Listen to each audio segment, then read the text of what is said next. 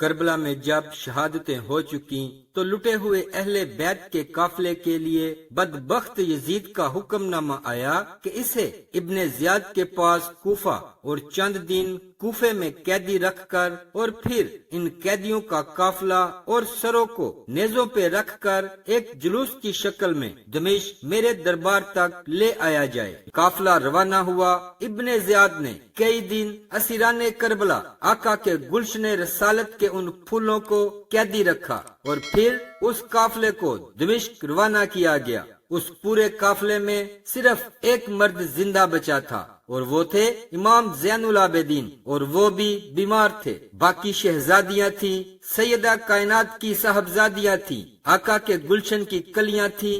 چلتے چلتے راستے میں ایک مقام پر یزیدی لشکر کے پاس سے پانی ختم ہو گیا۔ انہوں نے قافلہ روک دیا اور کہا کہ پانی لے لیں۔ یزیدی قافلے کے سربراہ کے لیے خیمہ نصب کر دیا گیا۔ چونکہ بہت دور سے پانی آنا تھا، خیمہ نصب کر کے آرام سے سائے تلے بیٹھ گیا اور سورج کی تپش سے تپتے جلتے ہوئے ٹیلوں پر ننگے آسمان کے نیچے حضور کی شہزادیوں کو بٹھا دیا گیا۔ پورا قافلہ اسی حال میں ان کے پانی کے انتظار میں دھوپ میں تپتا رہا۔ پانی آیا، یزیدیوں نے آواز دے دی، قافلہ چل پڑا، اور اس طرح حلب کے راستے سے ہوتے ہوئے پھر حمص کے راستے سے ہوتے ہوئے جس راستے سے گزرتے تھے، بدبختوں نے وہاں استقبال کی تیاریاں کر رکھی تھی۔ وہاں یزید کی فتح کے جشن منائے جا رہے تھے، اور فتح یزید کے جشن کے سماع میں حضور کی شہزادیوں کو قیدی بنا کر قافلہ گزر رہا تھا۔ اہل بیت کے مردوں کے سر نیزوں پر تھے۔ ایسے حال میں دمشق آ پہنچے۔ دمشق میں پہنچے تو سارا شہر یزید کی فتح کا حکم تھا تو جشن میں مصروف تھا، اور بہت کو یہ نہیں پتا تھا کہ جو قیدی ہیں یہ ہیں کون۔ انہیں یہ بتایا گیا تھا کہ یزید کی حکومت کے خلاف کچھ باغی ہیں، انہوں نے بغاوت کی تھی تو باغیوں کو کچل دیا گیا ہے، اور باغیوں کے سر ہیں اور ان کے خاندان وہ لونڈیاں اور کنیزیں بنا کر لائی جا رہی ہیں، نعوذ باللہ۔ لوگوں کا خیال تھا کہ باغی ہیں جو لائے جا رہے ہیں، انہیں کیا معلوم تھا کہ ساری کائنات کے مالک ہیں، اس امت کو دین اور ایمان عطا کرنے والے اور قیامت کے دن گنہگاروں کے شفاعت کرنے والے مالک ہیں۔ عوام کو خبر نہ تھی، بھیڑ تھی۔ ایک بازار میں قافلہ رک گیا، پریشان حال تھے۔ چھتوں پر خواتین دیکھتی تھی۔ ایک خاتون کے گھر کے قریب جب قافلہ رکا، کسی کو خبر نہ تھی کہ کون ہے۔ ایک خاتون چھت پر سے آواز دیتی ہے کہ قیدی آئے ہیں۔ انہوں نے اپنے نوکروں کو بھیجا کہ جا کر ان قیدیوں سے پوچھو کہ کسی چیز کی ضرورت ہے۔ انہوں نے پوچھا تو کسی نے کہا کہ پانی پلا دیں، تو اس نے پانی بھیجا اور پانی کے ساتھ کھجوریں بھیجی۔ جو کچھ گھر میں موجود تھا وہ سب بھیج دیا، چادریں اور پانی اور جو کچھ میسر تھا بیچتی گئیں۔ سیدہ زینب جس کو جس کی ضرورت تھی دیتی گئیں۔ قافلہ رکا رہا تو انہوں نے پیغام دے کر اس خاتون کو بلوایا۔ اتنے میں خاتون آ گئی، کہا اس پورے بازار میں سوائے تماشا دیکھنے کے اور تو کوئی واقف نہ تھا، تم نے ہمارے ساتھ اس قدر بھلائی کیوں کی ہے؟ اس نے کہا کہ میں تو آپ کو نہیں جانتی کہ آپ کون ہیں۔ وہ عورت کہنے لگی، میں نے ایک زمانہ مدینہ میں سیدہ فاطمہ سلام اللہ علیہ کی نوکری میں گزارا ہے۔ میری نوجوانی تھی، میں سیدہ فاطمہ زہرا کی نوکرانی تھی، اور جب میں مدینہ سے رخصت ہونے لگی تو میں نے آپ سے دعائیں لی تھیں اور عرض کی تھی کہ کوئی نصیحت کر دے، تو مجھے سیدہ کائنات نے نصیحت کی تھی کہ اچھا جا رہی ہو، دمشق میں سلامت رہنا۔ ایک ہی نصیحت ہے، کبھی قیدی ملیں تو ان سے بھلائی کر دینا۔ کہا کہ بی بی مجھے آپ کی پہچان نہیں، میں نہیں جانتی کہ آپ کون ہیں، اتنا ہی سنا ہے کہ کوئی باغی تھے وہ مار دیے گئے اور قیدی ہیں جو قید ہو کر آئے ہیں۔ میں نے تو بھلائی اس لیے کی ہے کہ مجھے میری سیدہ نے نصیحت کی تھی کہ زندگی میں اگر کوئی قیدی ملے تو ان کے ساتھ بھلائی کر دینا۔ میں تو آج ان کی وصیت پر عمل کر رہی ہوں، میں تو قیدیوں سے بھلائی کر رہی ہوں۔ سیدہ زینب کے آنسو نکل آئے، لیکن خاموش رہیں۔ آپ نے جواب میں کہا کہ اچھا بی بی، تو نے قیدیوں سے بھلائی کی ہے، قیدیوں پر احسان کیا ہے، بتا ہم قیدی لوگ تیری بھلائی کا بدلہ کیا دے سکتے ہیں؟ میں کیا بدلہ دوں، کیا چاہتی ہو؟ اس نے کہا کہ بی بی ایک دعا کر دے کہ جب میں سیدہ فاطمہ کی نوکرانی تھی تو ان کے چھوٹے چھوٹے 2 بیٹے تھے، حسن اور حسین، اور ایک چھوٹی شہزادی تھی زینب۔ ان کو بچپن میں دیکھا تھا، چھوٹی عمر میں سیدہ تو وصال فرما گئیں، اب مجھے نہیں معلوم کہ وہ کس حال میں ہیں۔ میں نے یہ بھی سنا تھا کہ حسن بھی شہید ہو گئے ہیں۔ اب میری یہ التجا ہے کہ دعا کر دیں کہ میں کبھی زندگی میں سیدہ کائنات کے بیٹے حسین کو دیکھ لوں اور ان کی شہزادی سیدہ زینب کو دیکھ لوں، میری ان سے ملاقات ہو جائے۔ یہ دعا کر دیں تو سیدہ زینب فرماتی ہیں، بی بی تیری دعا قبول ہو گئی۔ یہ نیزے پر سر حسین کا ہے اور یہ قیدی زینب ہے جو اس حال میں دمشق میں داخل ہوئے۔ حضور کے ایک صحابی ہیں حضرت سہل بن سعد سعدی، بخاری اور مسلم میں بہت ساری احادیث ان سے مروی ہیں۔ وہ بیان کرتے ہیں کہ میں کسی کام سے بیت المقدس جا رہا تھا۔ میں جب دمشق پہنچا تو وہاں عید کا سما تھا، ہر طرف شامیانے تھے، شادیانے تھے، عید کی خوشیاں تھیں اور جلوس تھے، جھنڈیاں تھیں، عجیب سما تھا۔ میں نے لوگوں سے پوچھا کہ شام کے لوگوں، لگتا ہے کہ تمہاری کوئی علاقائی عید ہے، سارے شہر کو تم نے دلہن کی طرح سجا رکھا ہے، کیا کوئی عید ہے جو اپنی روایت میں منا رہے ہو؟ انہوں نے کہا کہ لگتا ہے کہ تم شام کے نہیں ہو۔ انہوں نے کہا کہ نہیں، میں مدینہ سے آیا ہوں۔ اس وقت عمر رسیدہ تھے۔ فرمایا کہ میں سہل ہوں، حضور کو میں نے دیکھا ہے، ان کی زیارت کی ہے اور آپ سے کچھ باتیں بھی سنی ہیں، تو میں نہیں جانتا یہاں کے حالات۔ انہوں نے کہا کہ تمہیں معلوم نہیں کہ یہاں باغی تھے، انہوں نے یزید کی حکومت کے خلاف بغاوت کی تھی، بغاوت کچلی گئی ہے۔ یہ باغیوں کے سر ہیں اور یہ ان کی عورتیں ہیں جو کنیزیں بنا کر لائی گئی ہیں، معاذ اللہ۔ انہوں نے آگے جا کر دیکھا کہ یہ باغی کون ہیں۔ انہوں نے تو مدینے کی گلیوں میں حضرت امام حسین کو آقا کے کندھوں پر سواری کرتے دیکھا تھا اور آقا کے سینہ اقدس پر کھیلتے اور زبان کو چومتے اس دور میں دیکھا تھا، اور بعد ازاں پوری جوانی ان کی نظر میں گزری تھی، مگر چونکہ چہرہ انور گرد آلود تھا، آگے قریب جا کر دیکھا کہ یہ باغی کون ہیں۔ دیکھ کر کسی کو کہتے ہیں کہ ان کی شکل تو حسین کی طرح نظر آتی ہے، حضور کے شہزادے امام حسین کے ساتھ بڑی مشابہت ہے۔ ساتھ ایک شامی کھڑا تھا، کہنے لگا کہ تمہیں پہچان نہیں، یہ خود حسین ہیں۔ چیخ نکل گئی اور رو پڑے، رو کر کہنے لگے یہ قافلہ کہاں جا رہا ہے؟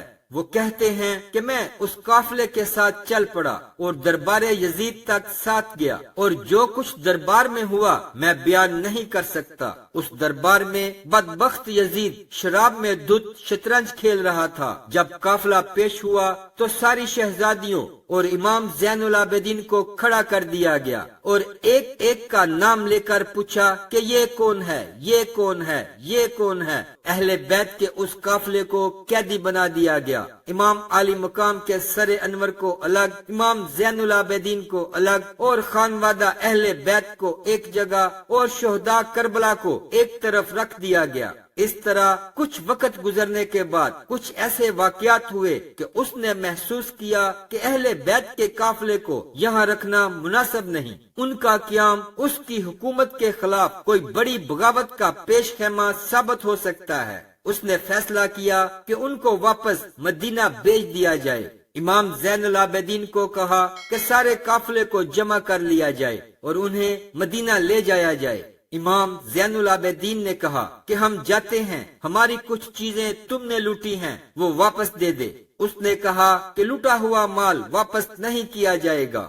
اس حال میں امام حسین کی ایک اور صاحبزادی ہیں سیدہ فاطمہ بنت حسین، وہ کھڑی ہیں۔ ایک شامی دربار میں اچانک آیا، حالت دیکھ کر اس نے سمجھا کہ جو باغی قتل ہوئے ہیں یہ ان کے خاندان کے لوگ لونڈیاں اور غلام بن کر آئے ہیں۔ اس نے اسی مغالطے میں یزید سے فاطمہ بنت حسین کی طرف اشارہ کر کے کہا کہ یہ جو کنیزیں آئی ہیں ان میں سے یہ لونڈی مجھے دے دو۔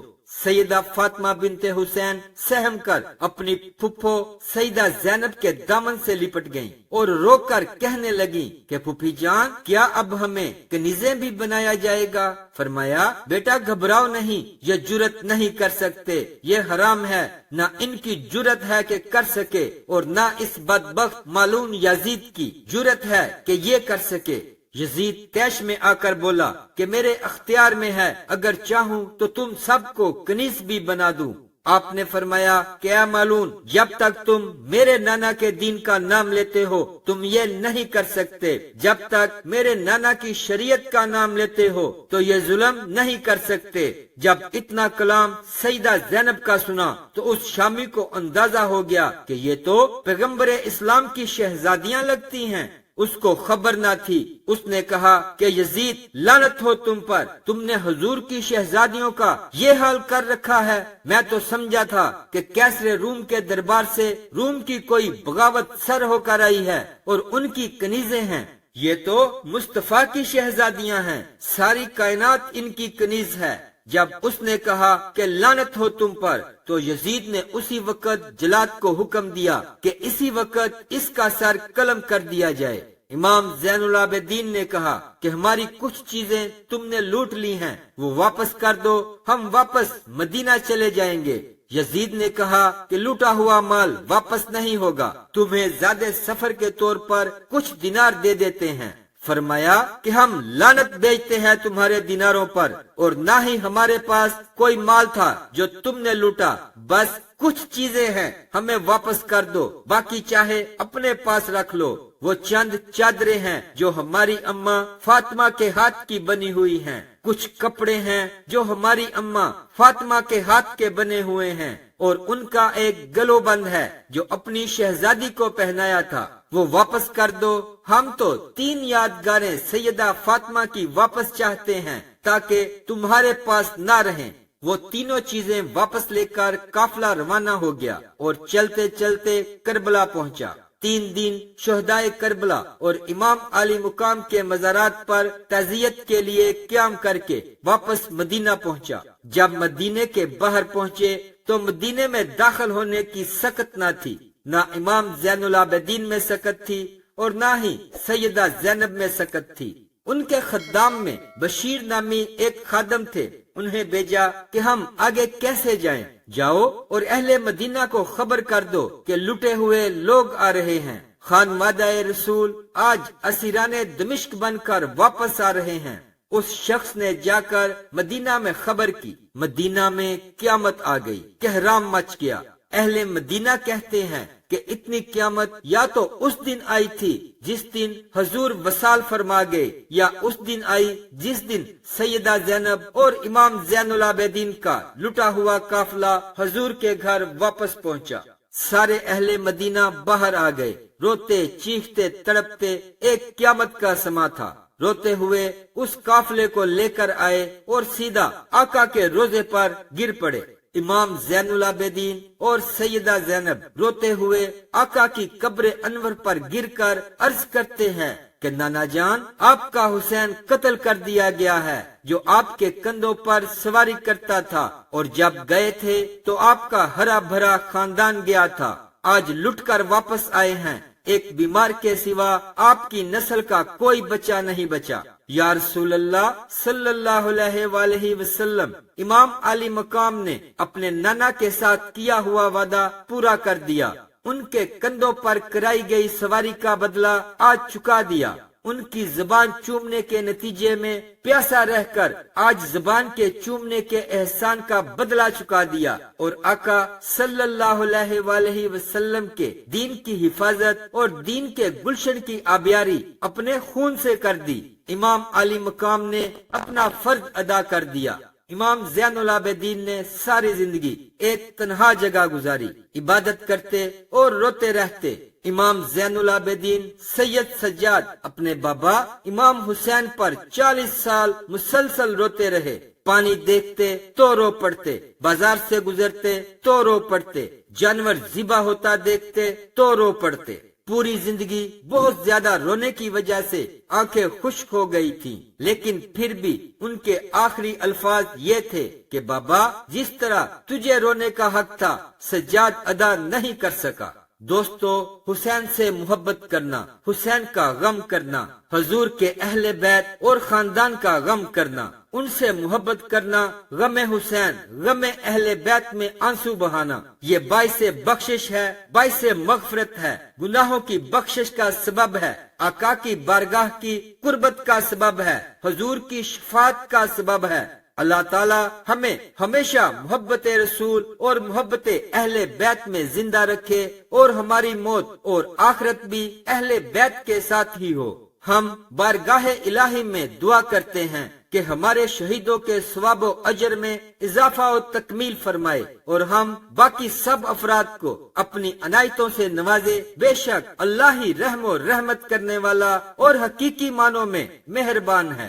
دین کی بات کو پھیلانا صدقہ جاریہ ہے۔ ویڈیو اچھی لگے تو لائک کر دیں اور اپنے دوست احباب کے ساتھ شیئر ضرور کریں۔ اسلامک ویڈیوز کے لیے سبسکرائب کریں اور ساتھ بیل کے بٹن کو بھی پریس کر دیں۔